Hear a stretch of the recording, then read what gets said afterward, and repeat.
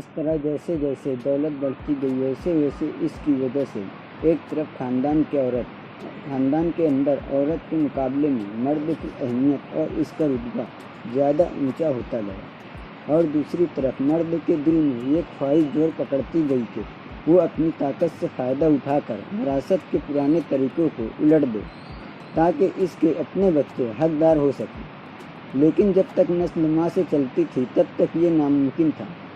इसलिए ज़रूरत थी कि मादरी हक को ख़त्म कर दिया जाए, और यही किया गया। और इसमें इतनी मुश्किल नहीं हुई जितनी आज मालूम होती है, क्योंकि इस इनकलाब से जो कि बनी नूए इंसान के लिए एक निहायत ही फैसला कुन इनकलाब था, गन के किसी एक भी जिंदा रुकन की ज़िंदगी में कोई खलल नहीं पड़ता।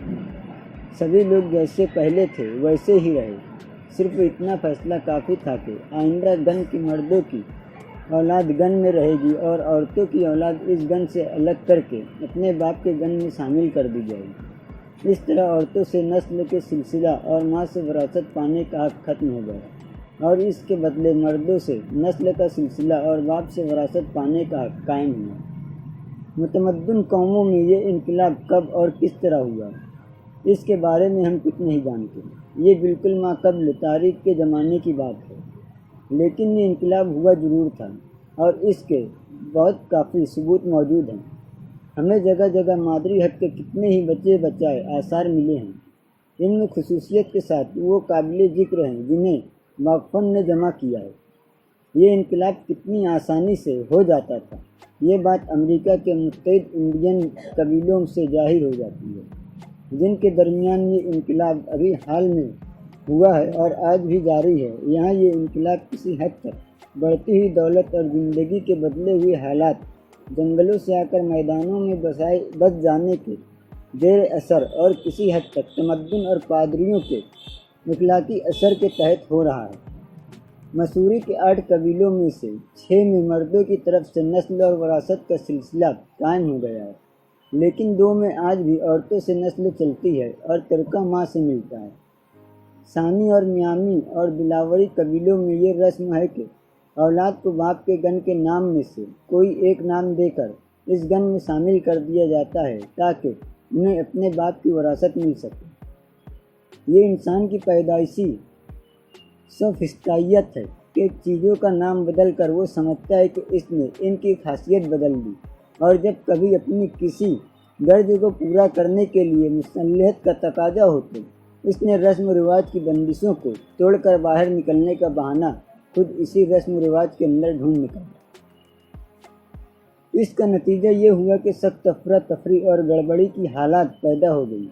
हालात को सुधारने का सिर्फ एक ही रास्ता रह गया था कि मादरी हक की जगह पदरी हक का रिवाज हो, और इसी तरह किसी हद तक ये अफरा तफरी दूर भी की गई।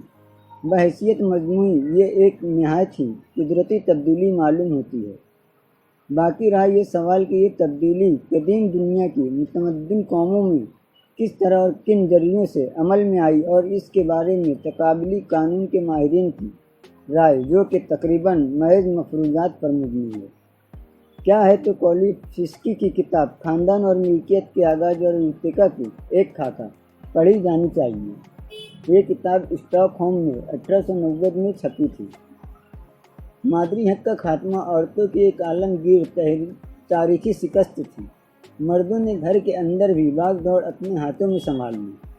औरत अपने रुतबे से गिर गई, इसके हाथ पैर बांध दिए गए, इस मर्द की सहूवत का गुलाम बना लिया गया और महज बच्चे पैदा करने का एक जरिया समझ लिया गया। औरत का ये गिरा हुआ मर्तबा सुरमाई अहद के और इनसे भी ज़्यादा क्लासिकी अहद के यूनानियों में ख़ास तौर से देखने में आता है। रफ्ता रफ्ता इस तरह के खुशनुमा पर्दों से ढांक कर और सजा कर और एक हद तक इसकी सख्ती को कम करके पेश किया गया, लेकिन इसे मिटाया कभी नहीं गया। अब महज मर्दों की जो हुकूमत कायम हुई, इसका पहला असर ख़ानदान की एक दरमियानी शक्ल में जाहिर हुआ, यानी पदरी ख़ानदान का जन्म हुआ। इसकी असली खुसूसियत ये नहीं थी कि एक मर्द की बहुत सी बीवियाँ होती थी, इसका जिक्र हम आगे चल कर करें। पदरी ख़ानदान की असली खुसूसियत ये थी कि मुत्तहिद अफराद जिनमें गुलाम भी होते थे और आज़ाद लोग भी, خاندان کے بزرگ کے قدرانہ اقتدار کا سایہ میں منظم ہوتے تھے۔ سامی لوگوں میں اس بزرگ خاندان کی کئی بیویاں ہوتی تھیں۔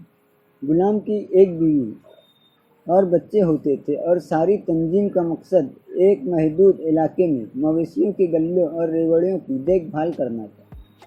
خاندان کی شکل کی اصلی خصوصیت یہ تھی کہ غلاموں کو خاندان میں شامل کر لیا گیا تھا اور بزرگ خاندان کا اقتدار مانا جاتا تھا۔ چنانچہ اس طرح کے خاندان کا مکمل نمونہ رومن خاندان میں ملتا ہے۔ لفظ فیملیا کا مطلب ابتدا میں وہ نہیں تھا جو آج کل کے کم نظروں کا آدرش ہے اور جو کہ جذباتیات اور گھریلو کشیدگی سے مرکب ہوتا ہے۔ رومینوں میں شروع میں یہ لفظ شادی شدہ جوڑے اور ان کے بچوں کے لیے استعمال ہی نہیں ہوتا تھا، اس کا اطلاق صرف غلاموں پر ہوتا تھا۔ فیمولس کا مطلب تھا گھریلو غلام اور فیملیا کا لفظ مجموعی طور پر ایک شخص کے سبھی غلاموں کے لیے استعمال کیا جاتا تھا۔ یہاں تک کہ جیوس کے زمانے میں بھی لوگ فیملیا ایڈ ایسٹ پروٹومینیا یعنی بطور ترکہ اپنے وارثوں کے لیے چھوڑ جایا کرتے تھے۔ رومینی نے ایک نئے سماجی ادارے کے لیے یہ اصطلاح گڑھی تھی۔ اس ادارے میں اس کے سردار کے تحت اس کی بیوی اور بچے اور متحد غلام ہوتے تھے، اور رومن پدری اقتدار کے تحت سردار کو ان کی زندگی اور موت پر اختیار ہوتا تھا۔ لہٰذا یہ اصطلاح لاطینی قبیلیوں کے اس آئینی خاندانی نظام سے زیادہ پرانی نہیں تھی، جو کہ کھیت بنا کر کھیتی کرنے کا طریقہ شروع ہونے، غلامی کے قانون ہو جانے اور ساتھ ہی یونانیوں اور آریائی لاطینیوں کے علیحدگی ہونے کے بھی بعد قائم ہوا تھا۔ مارکس نے اس پر اتنا اضافہ کیا اور کہا، موجودہ خاندان میں ایک ادھوری شکل میں نہ صرف غلامی بلکہ زرعی غلامی بھی شامل ہے، کیونکہ خاندان کا تعلق شروع ہی سے کھیتی باڑی کے کام سے رہا ہے۔ بہت چھوٹے پیمانے پر اس کے اندر وہ سارے تضاد موجود ہیں جو آگے چل کر سماج اور اس کی ریاست کے اندر بڑے پیمانے پر پھیل جاتے ہیں۔ خاندان کی اس طرح کی شکل اس امر کا اظہار کرتی ہے کہ جوڑا خاندان ایک موجودگی میں تبدیل ہو گیا۔ بیوی کی عصمت یعنی بچوں کی ولایت کے تحفظ کرنے کے لیے عورت کو مرد کے مطابق اقتدار کے سپرد کر دیا گیا۔ اگر وہ اس کو قتل بھی کرتا ہے تو اپنے حق سے کام لیتا ہے۔ پدری خاندان کے ساتھ ہم لکھی ہوئی تاریخ کے دور میں قدم رکھتے ہیں۔ یہ ایک ایسا دور تھا جس میں تقابلی قانون کا علم ہماری بہت مدد کرتا ہے، اور سچ پوچھیے تو اس کی مدد سے ہم بہت کچھ آگے بڑھے ہیں۔ ہم میکسیم پولیسٹری کے احسان مند ہیں کہ اس نے اپنی کتاب خاندان اور ملکیت کے آغاز اور ارتقاء کا ایک خاکہ میں یہ ثابت کر دیا کہ پدری گھرانے کی برادری، جس کی مثال ہمیں آج بھی سربیا اور بلغاریہ کے باشندوں میں زردگارو، جس کا مطلب برادری سے ملتا جلتا ہے، یا براسطوع برادری کے نام سے ملتی ہے، اور جو کسی قدر بدلی ہوئی صورت میں مشرق کی قوموں میں بھی پائی جاتی ہے۔ وہ برادری اس تغیری دور کی چیز ہے جو گروہ وار شادی سے ترقی کر کے قائم ہونے والے مادری حد کے خاندان اور موجودہ زمانے کے انفرادی خاندان کے درمیان کا دور تھا۔ کم از کم جہاں تک دنیا قدیم کی متمدن قوموں آریوں اور سامیوں کا تعلق ہے، یہ بات ثابت معلوم ہوتی ہے۔ اس طرح کی خاندانی برادری کی سب سے عمدہ مثال ہمیں آج کل جنوبی سلاف لوگوں کے جدرگاہوں میں ملتی ہے۔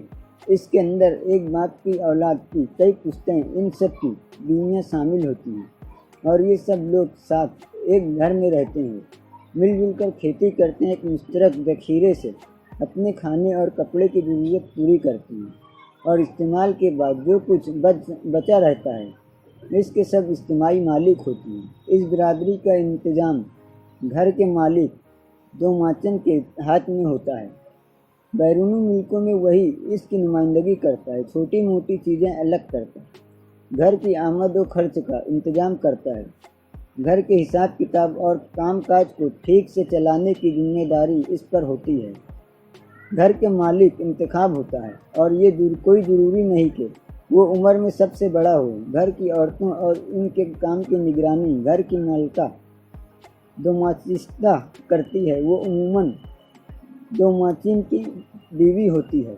बिरादरी की लड़कियों के लिए शौहर चुनने में इसकी राय अहम और अक्सर फैसलाकुन समझी जाती है, लेकिन फिर भी आखिरी फैसले का इख्तियार खानदानी काउंसिल को है, जिसमें तमाम बालिग मर्द और औरतें शामिल होती हैं। घर का मालिक अपना हिसाब इसी काउंसिल के सामने पेश करता है। इसी काउंसिल में सारे अहम फैसले किए जाते हैं। वही खानदान के अफराद के दरमियान इंसाफ करती है। इसी में अहम चीज़ों का, खासकर ज़मीन की खरीद फरोख्त वगैरह का मामला तय किया जाता है।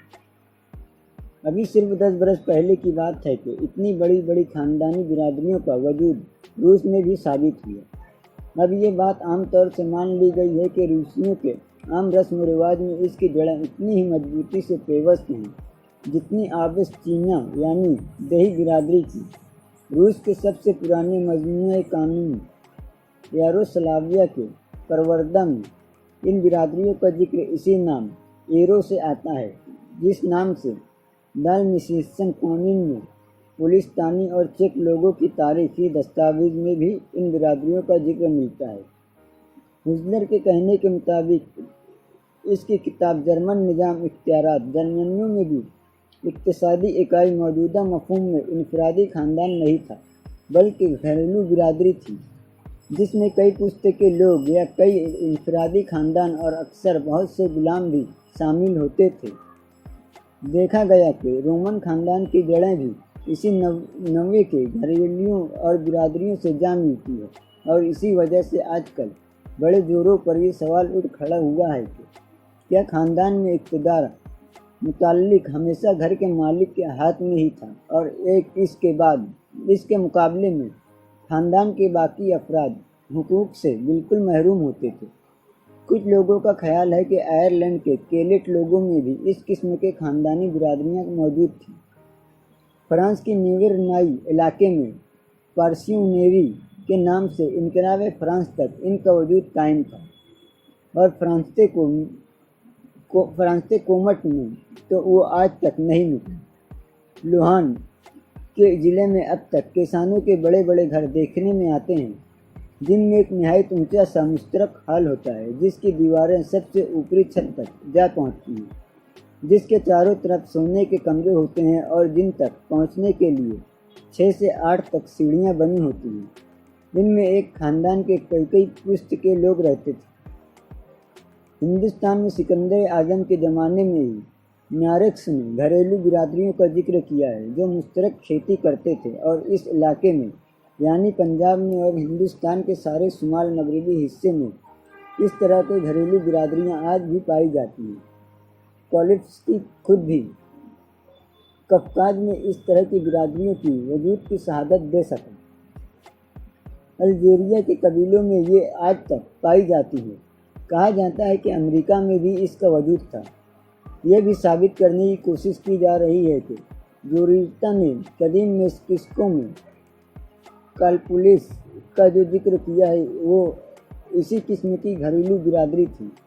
दूसरी तरफ कोनूफ ने 1890 के 84 से 77 तक के शुमारे में काफ़ी वजाहत से ये साबित किया है कि जिस ज़माने में यूरोप वालों ने पेरू को फतेह किया तो वहाँ कदीम जर्मन लोग के मार्क निज़ाम से मिलता जुलता एक दस्तूर मौजूद था। और अजीब बात यह है कि जर्मनी की तरह पेरू के लोग भी देहाती बिरादरी की ज़मीन मार्का कहते हैं। इनमें खेती की ज़मीन को वक्तन फ़ौक़्तन बिरादरी के लोगों में नए सिरे से बांट दिया जाता था, यानी लोग खेती अलग अलग करते थे। बहरहाल इतनी बात तो जाहिर है कि पदरी घराने की बिरादरी जो ज़मीन की मुश्तरका मिल्कियत और मुश्तरका खेती की बुनियाद पर कायम थी, अब पहले के मुकाबले में कहीं ज़्यादा अहम हैसियत इख्तियार कर लेती है। इसमें कोई शोभा नहीं रहा कि पुरानी दुनिया के मुतमद्दिन और दूसरी कौमों में इस पदरी घराने की बिरादरी ने मादरी हक वाले ख़ानदान से एक जोजूदगी के ख़ानदान तक एक दरमियानी अबूरी मंजिल की हैसियत से अहम तारीख़ी खिदमत अंजाम दी है। कोलिफ्स्की ने इससे मज़ीद जो नतीजा निकाला इसकी तरफ हम बाद में लौटेंगे। इसका नतीजा ये है कि इस अबूरी मंजिल से इस दही या मार्क बिरादरी का इर्तिका भी हुआ था